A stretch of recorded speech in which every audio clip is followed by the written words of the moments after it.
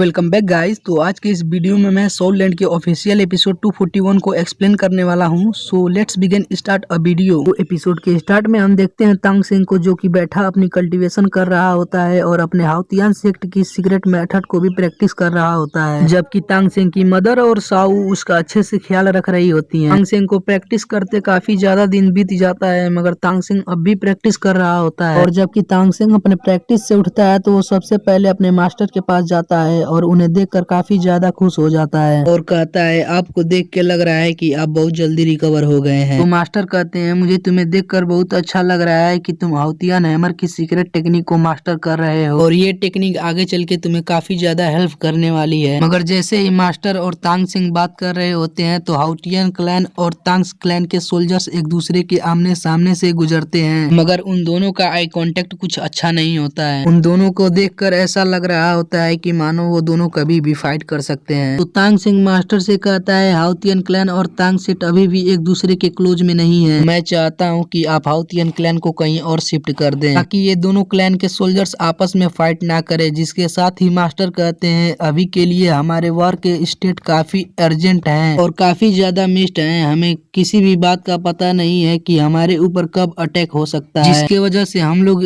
इस प्लान को फॉलो करेंगे ताकि हम लोग अपनी इनर फाइट को छोड़कर हमारी आउटर पार्ट पर ध्यान दें। जिसके बाद हम नेक्स्ट व्यू में देखते हैं सुप्रीम कोर्ट पैलेस को, जो कि जियालिंग गेट का होता है। तो आप सबको अच्छे से पता होगा कि कोई भी किंग या सुप्रीम या एम्परर किसी भी सिटी में जाता है तो उसका सिटी में अपना पर्सनल पैलेस होता है। तो यहाँ पर जियालिंग गेट में बेबी डॉल के पास पर्सनल पैलेस था, मगर ये उसका रियल पैलेस नहीं है। बेबी डॉल का रियल पैलेस स्पिरिट हॉल में मौजूद है। जैसे ही बेबी डॉल यहाँ पर आती है तो उसी के साथ ही सेकंड एल्डर से कहती है, आखिरकार तुम क्या बात कर रहे हो। जिसके साथ ही दोबारा गोल्डन क्रोकोडाइल कहता है, ग्रेट एल्डर ने तुम्हें सीक्रेट लीडर हॉल में जाने को कहा है। अभी से जियालिंग गेट की सारी सिचुएशन को हम लोग हैंडल कर लेंगे। यहाँ से हम लोग टेक ओवर करने वाले हैं। क्या तुम्हें दोबारा से पूछना है कि मैं क्या कह रहा हूँ, या तुम्हें मेरी बात समझ में आ रही है। तो बेबी डॉल काफी रिस्पेक्टफुली गोल्डन क्रोकोडाइल से कहती है, सेकेंड एल्डर आपको ये बात भूलनी नहीं चाहिए कि मैं हुआन एम्पायर की सुप्रीम लीडर हूँ। तो गोल्डन क्रोकोडाइल उसे वहीं पर खामोश करा देता है और उससे कहता है, लगता है तुम भूल चुकी हो कि हमारे एल्डर हॉल के पास इस बात की अथॉरिटी है कि हम लोग वुहान एम्पायर के सुप्रीम काउंटी को उसकी सीट से हटा सकते हैं। और उसी के साथ तुम यहाँ की सिचुएशन को देखो, आखिरकार ये जो तुमने किया है इसके वजह से हम लोग कितने बड़े खतरे में आ गए हैं। तुमने वुहान एम्पायर के लिए इतना बड़ा खतरा मोल ले लिया है। अगर आज हम लोग समय पर ना आए होते तो जियालिंग गेट को टियानडुओ एम्पायर कब का वापस ले लिया होता। और ये सब कुछ तुम्हारे बिग मिस्टेक की वजह से हुआ है, और तुम्हारी इस मिस्टेक की वजह से चाहे तो हम लोग तुम्हें तुम्हारे सीट से भी हटा सकते हैं। मगर हमारे ग्रेट एल्डर ने तुम्हें वापस जाने को कहकर तुम्हारे सारे मिस्टेक को माफ कर दिया है। तो क्या तुम हमारे ग्रेट एल्डर के ऑर्डर के अगेंस्ट जाना चाहती हो, और क्या तुम चाहती हो कि ग्रेट एल्डर तुमसे खुद बात करने के लिए आए। जैसे ही बेबी डॉल ग्रेट एल्डर के बारे में सुनती है तो बच्चों जैसे रिएक्ट करने लगती है। जिसके साथ ही गोल्डन क्रोकोडाइल कहता है, क्या तुम हमारे साथ कोई और बात करना चाहती हो या फिर यहाँ से जा रही हो। तो बेबी डॉल कहती है, ठीक है मैं सीक्रेट हॉल में जा रही हूँ। और जैसे ही बेबी डॉल यहाँ से चली जाती है तो सिक्स एल्डर कहता है, ये लेडी काफी ज्यादा एम्बिशियस लगती है, मुझे हमेशा से ही इस पर शक रहता है। अगर हम लोग ग्रेट एल्डर के ऑर्डर को फॉलो ना कर रहे होते तो हम लोग इसकी हेल्प करने के लिए कभी भी नहीं आते, और इस मूवमेंट पर इस लेडी का जिंदा होना भी मुश्किल होता। और हमारे ग्रेट एल्डर आ गए होते तो यहाँ की सिचुएशन काफी ज्यादा चेंज हो गई होती। हम लोग इसके बारे में सोच भी नहीं सकते कि ग्रेट एल्डर यहाँ पर आते ही टियानडुओ आर्मी की क्या हालत कर देते। मगर उसी के साथ ही गोल्डन क्रोकोडाइल कहता है, जब तक कि हमारी यंग मास्टर अपने एग्जाम को पूरा नहीं कर लेती तब तक हमारे सारे सेक्रीफाइसेस वर्थ करते हैं, क्योंकि ये हमारा मिशन है। और हमारे यंग मास्टर को एंजल गॉड बनाना है, क्योंकि हमारे यंग मास्टर के लीडरशिप की वजह से हमारा वुहान एम्पायर ग्रो करेगा और ये पूरी कॉन्टिनेंट हमारे हाथों में आ जाएगी। जिसके बाद हम आते हैं कियान रेंजियो के व्यू पर, जो कि अपने ग्रैंडफादर के सेक्रीफाइस पर काफी ज्यादा परेशान होती है और अपने ग्रैंडफादर के गिरते बॉडी के पास जाने लगती है और कहती है, आप इस वर्ल्ड में मेरे सबसे ज्यादा क्लोजेस्ट पर्सन हैं, तो मैं अपने लिए आपको सेक्रीफाइसेस करता नहीं देख सकती। तो उसके ग्रैंडफादर से कहते हैं, अभी से आगे का जो भी रास्ता है और एंजल गॉड का जो टेम्पल है उसे ओपन करने के लिए ग्रेट एल्डर का सेक्रीफाइस करना सबसे ज्यादा जरूरी है, और मेरे सेक्रीफाइस के बिना वो कभी भी ओपन नहीं हो सकता। यही मेरी डेस्टिनी थी, तुम्हें मेरे लिए सैड होने की जरूरत नहीं है। मैं थाउजेंड्स ऑफ ईयर से इस मोमेंट का वेट कर रहा था, और आज के दिन तुम सोच भी नहीं सकती कि मैं कितना ज्यादा खुश हूँ कि तुम एंजल गॉड बन रही हो और मुझे तुम्हें एंजल गॉड बनते हुए देखने का मौका मिल रहा है। और ये कहते हुए उसके ग्रैंडफा एंजल टेम्पल के पास आ जाते हैं, जहाँ एंजल टेम्पल ओपन होने वाला होता है। मगर कियान रेंजियो इन सब की वजह से काफी ज्यादा सैड होती है, मगर उसके सैड होने का कोई भी फायदा नहीं होता है, क्योंकि वो एंजल टेम्पल में कैद हो चुकी होती है। और जैसे ही कियान रेंजियो अपनी आंख खोलती है तो अपने सामने अपने ग्रैंडफा को देखती है और अपने ग्रैंडफा की तरफ जाने की कोशिश करती है, मगर कियान रेंजियो ऐसा नहीं कर पाती है, जिसके साथ ही उसके ग्रैंडफा उससे कहते हैं अभी और आज के बाद तुम मुझे कभी भी नहीं रोक सकती, क्योंकि हम लोग पहले ही एंजल गॉड हॉल में एंटर हो चुके हैं और तुम इस जगह को रिवाइव करने वाली हो, तुम हमारे वर्ल्ड में दोबारा से एंजल को लेकर आओगी। जिसके साथ ही हम देखते हैं उसके ग्रैंडफादर जैसे ये सब बातें कर रहे होते हैं तो अपनी पावर का यूज करते हुए यहाँ पर कुछ अमेजिंग सीक्वेंस को स्टार्ट कर देते हैं, और इसी के साथ ही उसकी पावर जाकर कियान रेंजियो से टकराती है, जिसके साथ ही कियान रेंजियो की स्पिरिचुअल बॉडी दोबारा से अपीयर होना स्टार्ट हो जाती है। और उसके ग्रैंडफादर उससे कहते हैं हमारे स्पिरिचुअल वर्ल्ड में काफी देर से गॉड्स अपीयर नहीं हुए हैं, मगर मेरी सक्सेसर बहुत ही जल्द इस दुनिया में सबसे ज्यादा पावरफुल बनने वाली है और हमारे हुआन एम्पायर को हाईएस्ट पीक पर लेकर जाएगी। जिसके साथ ही उसके ग्रैंडफादर दोबारा से कियान रेंजियो से कहते हैं ये बात तुम कभी भी मत भूलना कि तुम मेरी प्राइड हो और हमेशा ही मेरी प्राइड रही हो। और उसी के साथ ही उसके ग्रैंडफा यहाँ पर एंजल टेम्पल को एक्टिवेट करना स्टार्ट रखता है और ये सारा सीक्वेंस ही आगे बढ़ रहा होता है, और वहीं पर कियान रेंजियो अपने ग्रैंडफादर को रोकने की पूरी कोशिश कर रही होती है, मगर उसके ग्रैंडफादर उसकी कोई भी बात नहीं सुन रहे होते हैं और उसी के साथ ही दोबारा से कहते हैं तुम्हारे गॉड लेवल पर जाने का सिर्फ फाइनल एग्जाम ही बचा है, तो चाहे तुम्हें कितनी ज्यादा पेन ही क्यों ना देखनी पड़े, तुम्हें हर हाल में इस एग्जाम को पूरा करनी होगी। और इसी के साथ ही मैंने एंजल ट्राइब को ऐसी असाइनमेंट दी है जिसे कि तुम्हें पूरा करना होगा और वो तुम गॉड बनने के बाद करोगी। इसी के साथ ही उसके ग्रैंडफादर जाते जाते कियान रेंजियो से माफ करने को कहता है और उसे कहता है मैंने तुम्हारे ऊपर काफी हैवी रिस्पॉन्सिबिलिटी को डाले रखा, मुझे इन सब के लिए माफ कर देना। जो कहते ही उसके ग्रैंडफा की आइज बंद हो जाती है और उसकी सारी बॉडी गोल्ड बनकर बह जाती है, जो देखकर कियान रेंजियो काफी ज्यादा सैड हो जाती है। जिसके साथ हमारा सीन यहाँ से कट होता है और हम देखते हैं तांगसेंग को, जो कि बैठा अपनी कल्टीवेशन कर रहा होता है। यहाँ पर तांगसेंग अपने ओल्ड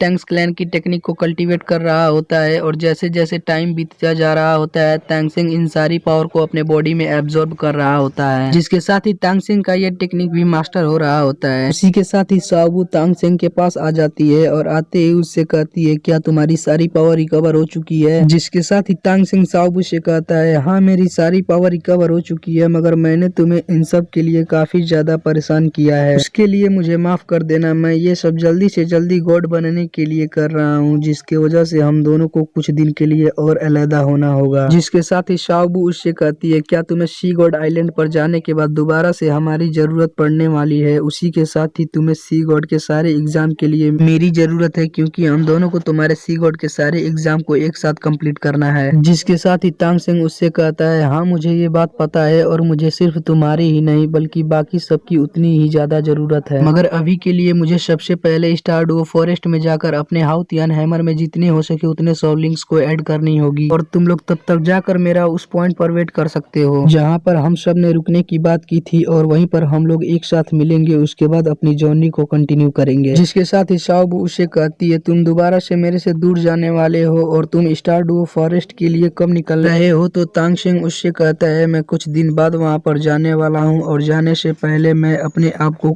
थोड़ा सा और कल्टीवेट करना चाहता हूँ और अपने सुमीरो हैमर टेक्निक के बारे में और सीखना चाहता हूँ, जिसके बारे में मेरे फादर ने मुझे बताया है, क्योंकि मैं इस टेक्निक को विंड और नेचर के मुताबिक अच्छे से प्रैक्टिस नहीं कर पा रहा हूँ और मुझे ये टेक्निक अच्छे से समझ में नहीं आ रही है। मगर जैसे ही तांगसेंग ये बात कर रहा होता है तो वहाँ पर एक टैंक्स क्लैन की मेंबर आती है और आते तांगसेंग से कहती है मेडिसिन हॉल के स्टूडेंट और हाउतियान क्लैन के स्टूडेंट आपस में एक दूसरे से फाइट कर रहे हैं। जिसके साथ ही तांगसेंग उससे सारी बात पूछता है तो वो गर्ल दोबारा से तांगसेंग को बताती है अभी से 15 मिनट पहले मेडिसिन हॉल के लोगों ने हाउतियान क्लैन के डिसिपल से फाइट स्टार्ट की थी, जिसकी वजह से उनका सारा इश्यू एक दूसरे के साथ और भी ज्यादा बढ़ गया है और अभी के लिए तो सारे सीनियर मास्टर भी एक दूसरे के आमने सामने खड़े हो चुके हैं। जिसके साथ ही तांगसेंग उनसे कहता है जल्दी से जाकर उन सबको ये ऑर्डर बता दो, आज के दिन से हाउतियान क्लैन और टैंक्स क्लैन के सारे डिसाइबल एक साथ मिलकर मिलिट्री ट्रेनिंग करने वाले हैं, जबकि टियानडुओ के सोल्जर आज के दिन रेस्ट पर रहेंगे और इनमें से कोई भी मेरे ऑर्डर के अगेंस्ट जाने की कोशिश करेगा तो हम लोग उसे मिलिट्री लॉ के अकॉर्डिंग सजा देंगे। जो सुनते ही वो गर्ल यहाँ से चली जाती है। जिसके साथ ही हमारा आज का ये एपिसोड यहीं पे कंप्लीट होता है। तो मिलते हैं एक और न्यू वीडियो में, तब तक के लिए